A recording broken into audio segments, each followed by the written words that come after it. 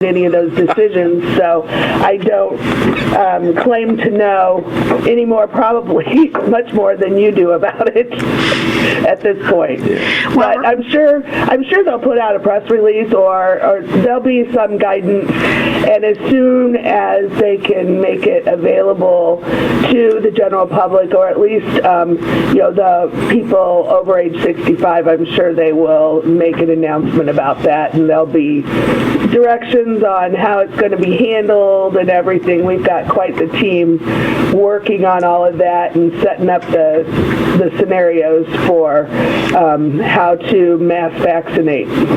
Well, I bet you people out there are having a hard time keeping all the balls in the air. It's a little crazy around here. I should think so. Yeah. Go right ahead. You had some specific questions, and no, they aren't very specific. But I just want, I know that one of your duties out there, one of your several, has to do with case management. Yes. Maybe you could define the terms for us. Case management is basically you work as a patient advocate. So if you're dealing with when we deal with a family, we look at their situation they're in from all angles. Where with the WIC program, we're looking at primarily nutrition and the growth of the child. This program we do for children under the age of 1 and pregnant women, and it's mostly an education program. We do help them find resources that they might be needing, whether it be a baby crib or supplies or whatever, financial guidance, whatever the case may be. Now, where would you go, for instance, to get a crib for someone who needed one? Do you go to like a second-hand shop, or do you buy a brand new one off the floor? No, it would be a brand new one.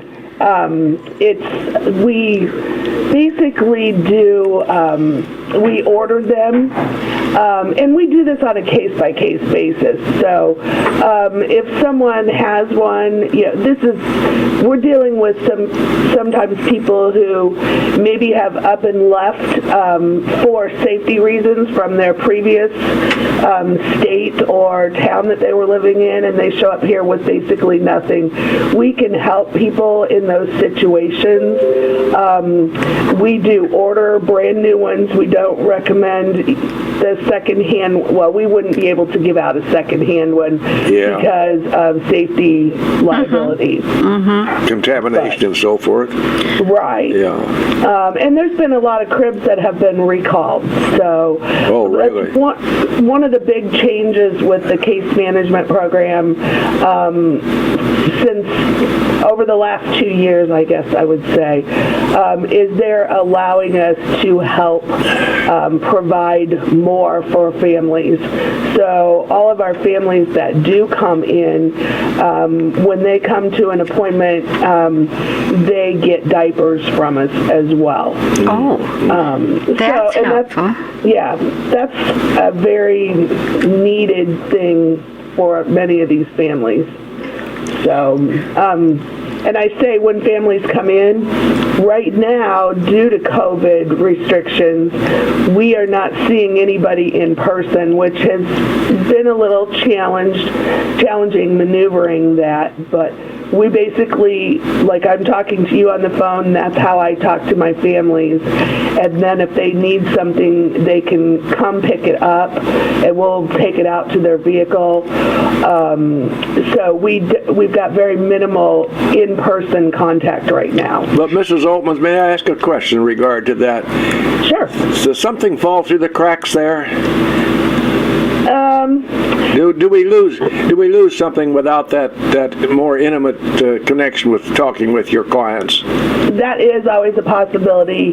One of the benefits of the case management program is we see them here, and then we do make a home visit. And right now the home visits are on hold as well. Yeah. So yes, a lot gets lost in the interpretation, I guess you would say.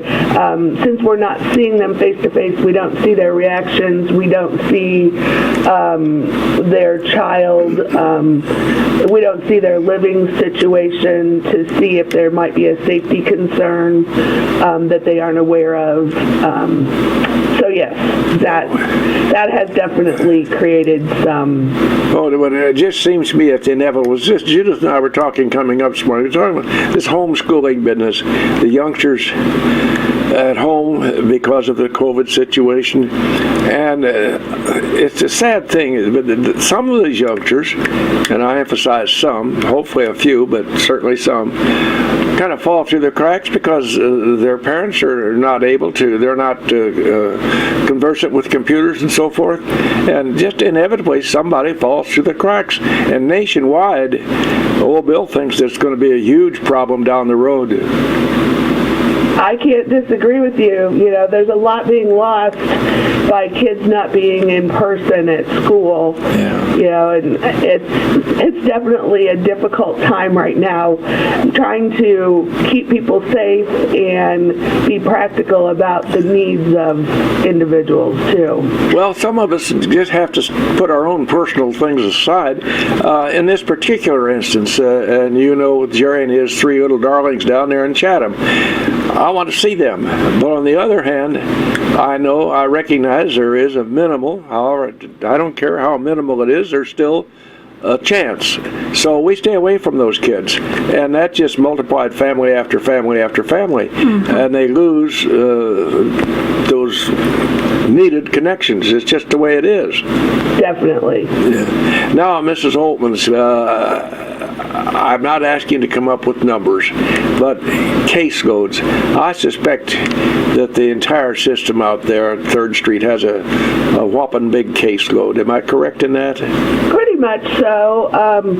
In the programs that I work with, we have an assigned caseload, and that's our goal, to reach that. So we're always doing outreach, participating in community things, talking on the radio, you know, promoting our services so we can locate those people who may not know that they're eligible for these programs.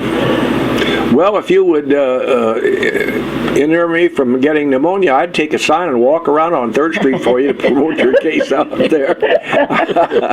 Well, we have a great, and when I say we, that's collectively here with Mr. Ash and Judith Kay here. We have a great respect for what goes on out there on 3rd Street. The average Joe or Josephine walking down 3rd Street have no clue as to the impact that Logan County Health Department has on our folks that live here. And, you're very correct there. A lot of people don't understand public health. Yeah. And it's very evident during these times that a lot of people didn't understand the role that public health plays. They came right to the fore now that we're in this darn COVID business, didn't they? Yes, definitely. What has that done to your case management? You got a bunch to manage, I bet. Yes and no. Since we're dealing with such a limited group, we're dealing with just those infants up to the age of 1, and then we're dealing with the pregnant women. It fluctuates all the time. So we could have a whole bunch of families, and then all of a sudden, you know, it starts slowing back down just by the nature of the age group we're dealing with. Mm-hmm. We also do another program that is it's got a connection to case management, and it's called High-Risk Infant Follow-Up. That program follows those kiddos that are born with some type of abnormality, not something that's not a normal newborn situation, and we get a referral from the hospitals, and then we follow up with them. But as with everything else right now, those services are limited because we're not doing the in-person part. So that has been quite challenging. Luckily, the like NICUs, where the premature babies have been, those places do have a follow-up clinic for those preemies. You know, I can't imagine as a new mother how frightening it would be to have a baby that has some anomaly. I always thought they were kind of delicate to begin with, you know, and if you had something like that to deal with, surely you'd need a backup system to help you get through it. Yes, and it is a frightening time for many, and you know, and then there's some cases that are just mild, and they don't really have anything that they're having to deal with on a daily basis. And then other situations, you've got those 1.5 pound babies that are born that may struggle with a lot of disabilities further in their life because they were born too soon. But with the good part of that is, excuse me for jumping on your line, Mrs. Logan. Well, personal thing. We had a great granddaughter that was born way too early, and spent God knows how long at the hospital up there in Peoria, and now she's in Bradley University and got her own scholarship. So she overcame that thanks to God. Yes. It's amazing what they can do for these babies.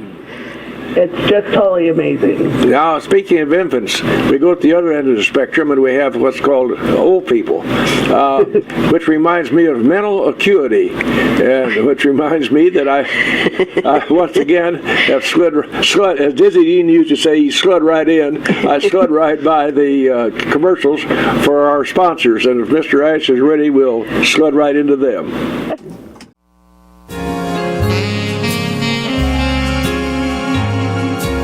Can't blame Mabel.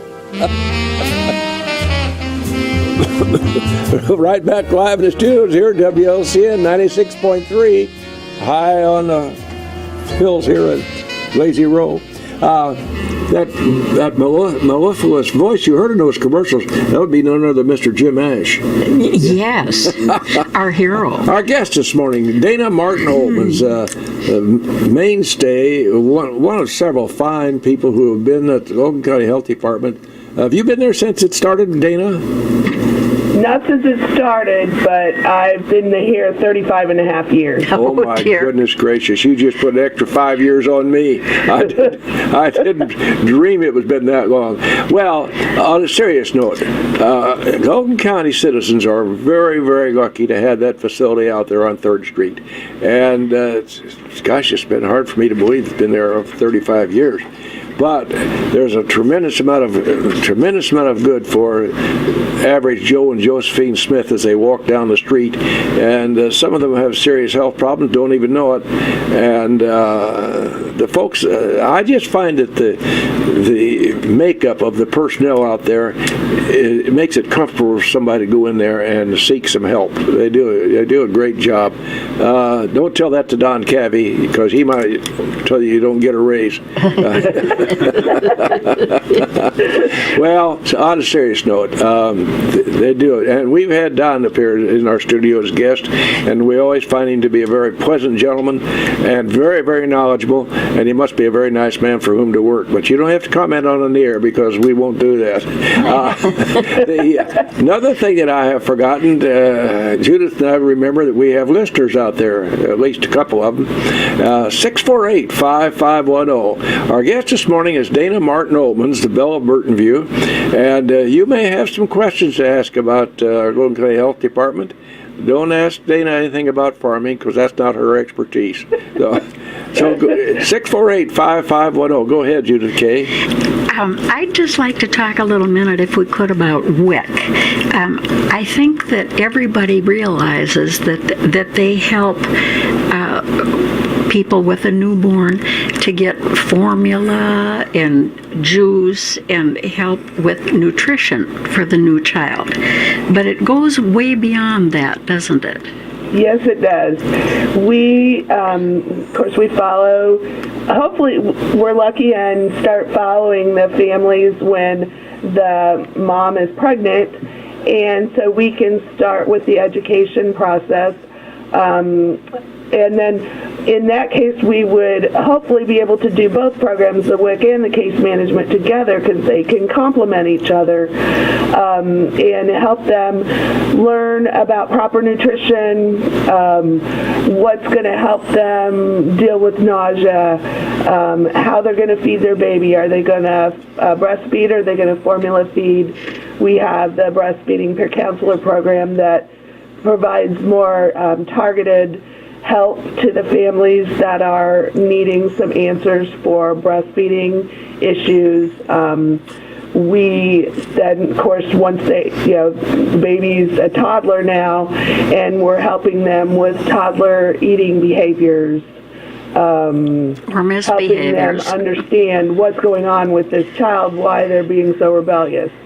Things like that. And why are they so rebellious? Is life just kind of tough when you're 1-2 years old? I always look at it as, okay, you've got this child that's being told, nope, you can't do that, nope, you can't do that all the time. And they're trying to find their way. They're wanting to do more for themselves and not always able to. They physically or because they're not allowed to. So they act out. Just like adults get angry, it's kind of their means of gaining control over their world and getting mad whenever it doesn't go the way they want, and they don't know how to express that. So, every step that a child goes through is a learning situation for them, and helps shape that type of person they're going to be in their adulthood, because they've been taught maybe how to reason through a problem. That parents are helping teach them those kind of things. So it's very complex, and no parent does everything 100% right, and that's probably the biggest thing. We are a lot of us education programs and support, just to let the families know they're doing okay, and we're here to remind them of that in many cases. I neglected to say with the case management part, we also refer a lot to early intervention and some local parenting groups that in our community that can help kids that might be suffering a developmental delay. 648-5510. Number to call if you have any questions or any comments. Be very nice to her, because she's a lovely lady. She chose her parents very wisely. That was good. Seriously, once in a while we get a little non-serious up here, and probably ought not to do that. But in any event, COVID thing, we're supposed to kind of restrict ourselves to getting out and getting about. And to some people, they maybe perhaps carry that to an extreme and just don't get out at all. Is that a problem? Have you seen that with mental problems at our health clinic? That's always going to be a problem, potentially, because there are a lot of people that are fearful of getting the COVID. And then just by mere isolation of yourself, you don't have that human contact anymore, or very minimal, or through windows or doors, so yes, that can lead to mental concerns for some individuals. Some individuals do fine with it, but others, and many elderly who are already sheltered, struggle. It creates depression and things like that. So. Well, I know Jean asked me who I was yesterday when she walked through the room. So I figured this COVID thing's working pretty well at 204. It creates a caseload, and in some cases, certain cases arise, or individuals arise with different problems, and you wonder, well, how in the heck am I going to help solve this? Does that become a dilemma for the staff out there? It's just with anything. Every situation we deal with is new or unique to that family. So we have to figure out what is going to work best for them. So we don't tell them what they have to do. We work with them. They have input the whole entire way on what they're comfortable with. So, yes, sometimes it can create some dilemmas, and sometimes it's a little harder to find the services. Especially right now with COVID, you just can't walk into a business or an agency and say, hey, I need this, because there are people working remotely and things like that. And I know we have had with the WIC and case management programs, a lot of people thought we weren't doing it. So that's another reason why we're trying to get the word out, that yes, we're open for business. Most of the health department things have to be, you call in and schedule an appointment for many of them. We're not doing like straight walk-in clinics like we were at this point. Mm-hmm. With your WIC people, when someone is a new parent, and the child then very quickly becomes a 2-year-old, and there are all these things that you have to say no to. How do you explain to a young parent the balance between having to say no to so many things and making them think that people who are tall are okay? They still love you even though they say no to you once in a while. What kinds of activities can you undertake with a little 2-year-old to make them see that life is good? Like to sit down in the rocking chair and read to them for a little minute just to show them that you like being with them. They're worthwhile. Right. Well, when they're when we're in more normal times and they're in our office, all of our staff, interact with the little ones a lot. And we try to, when we see a parent do something that's very positive for the development of that child's character, we'll praise them for that.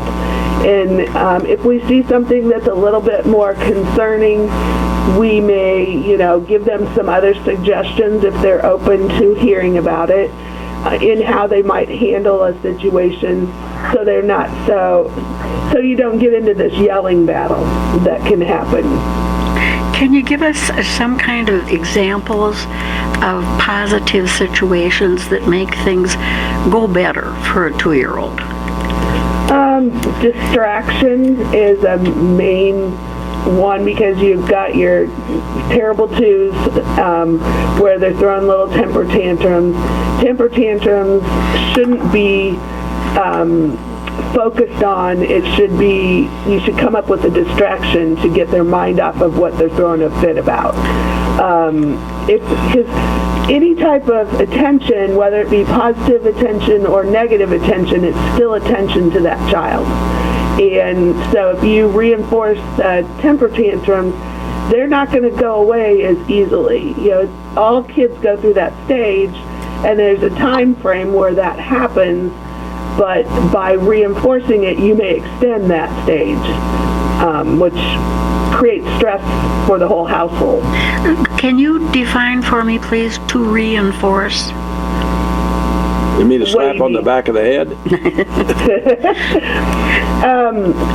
So, as far as the distraction, is that what you're asking? Yeah. So, if a child, say you've got a couple siblings and one child took something away from the other, or, of course, you would deal with the sharing issue there. If you've got a child that had quit playing with something and then sees another child pick it up, and that child throws a fit then because they're playing with my toy, even though the child wasn't playing with it at the moment, you would try to, explain to them, no, you have to share, and then we try to give them something else to take the place of that object and get their focus shifted to something fun that'll grab their attention. And does that make sense to you? It sounds like bait and switch, huh? Yeah, kind of. There's so many things scenarios that could happen. So. And they all do, by the way. You have to be Mrs. Oltmanns, do you feel at some point in time in your professional work, you become educators as well as healthcare experts?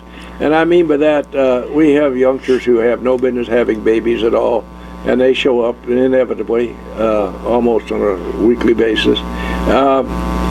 And they, through no fault of their own, they just fell through the cracks themselves way back. And now we have a mother with an infant. And you become educators as well as healthcare providers in those cases? Most definitely. A great deal of what we do is education. Because some of these young mothers, they don't have any idea. Sure. And no one's helping them or explaining to them. So our role then shifts to being that figure that can give them the information to help them have a positive relationship with their child. And maybe unfortunately, and I mean that unfortunately, that may be the first adult with whom they've come in contact that really acted like they cared for them.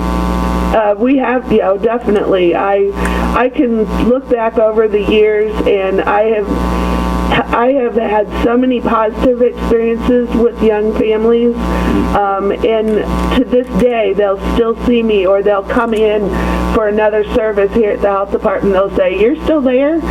And after 35 years, I get that more often than not. But it makes me know that what I've done to help these families is working, and they appreciated it. You know, in the olden days when Jim and Bill and I had little Those were the older days. They were the olden days. They'd hand you that child after you'd been in the hospital for a few days, and they'd say, "Well, here you go. Goodbye." Right. And nobody except your mom had told you some things, but other than that, there was nobody to help you. Yeah. And, some of these families, I mean, these moms that are giving birth are getting out within 24 hours. And, My goodness. There's got to be a lot of support for them to be able to make it through all the stress, because as we all know, especially with the first child, you all of a sudden have that realization that, oh my gosh, I'm responsible for this little human being. There's nobody but me to do that for this child. And that word is in capital letters. Yeah. I mean, that, and you're up all day, and you're up all night.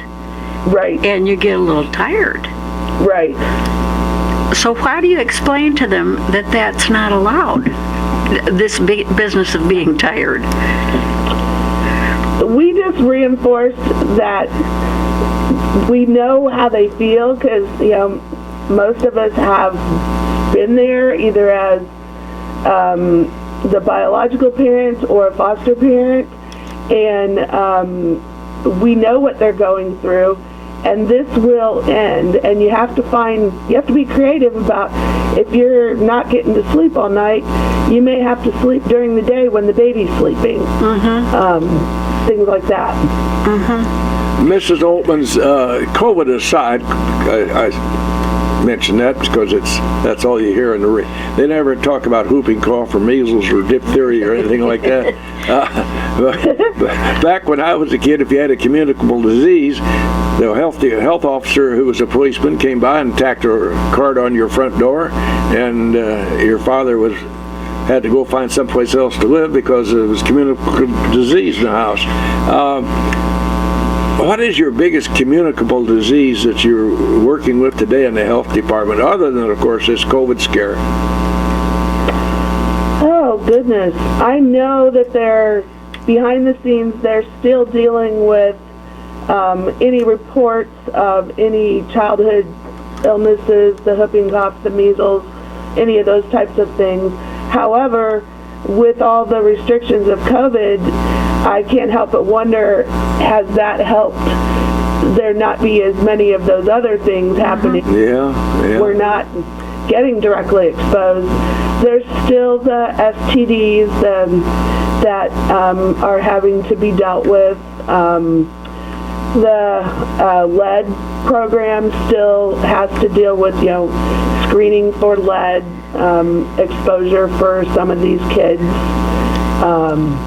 So I don't know that I've not been told of which one is the most frequent, because they're all kind of ongoing.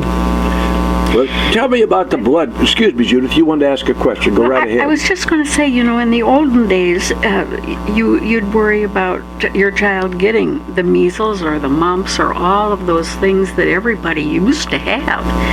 And now today, I should think one of your jobs would be to keep people on track for scheduling all the immunizations that are available now that help kids avoid those kinds of diseases. Most definitely. Part of the case management and WIC as well. I mean, we're nurses, so we're looking at the family as a whole and knowing what needs to be done to help keep a healthier family, whether it be nutrition or medical or immunizations, developmental, all of those things. While we're seeing a family, we're assessing all of those types of situations. So yes, we are doing a lot of education on immunizations and trying to dispel or get rid of the fears and the myths that are circulating out there about immunizations for kids, and trying to reassure families that the importance of them, and we're not poisoning our kids by giving them shots and things like that. I have a friend who's very active with one of the local food pantries, and they have been doing a land office business. And I'm sure that you run into an awful lot of people who are turning to food pantries for their nutritional needs. Yes. And we refer a lot to food pantries in those situations. One of the biggest benefits of families coming and being on the WIC program is we are giving them many of the staple type foods. So if they get SNAP benefits, they can use their SNAP benefits to buy some of the extras for the family. Now, SNAP, that's another acronym. What's that? Supplemental Nutrition Assistance Program. That is the old food stamps. Okay. You get an A+ on that. Thank you for that quick response. Mrs. Oltmanns, I wanted to ask you, before we're about ready to sign off here, and you've been very patient. We appreciate that very much, Dana. No problem. Blood bank. You don't hear much about the blood bank anymore. It used to be that it made a regular run, and in those days I was on Broadway Street. I'd run across the street, and they'd take what they want, and I'd go back to work. Is there still are they still have blood mobiles running around the area? I don't. Well, it's of course not as freely done as it was, but every once in a while I'll hear of a blood drive, because during this COVID time especially, there's a need for a lot of blood.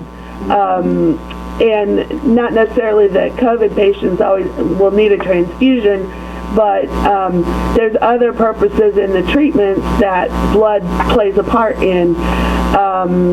Also, you still have your accidents, you still have all of the medical situations that cause a need for blood, and when people aren't donating, then the blood supply decreases.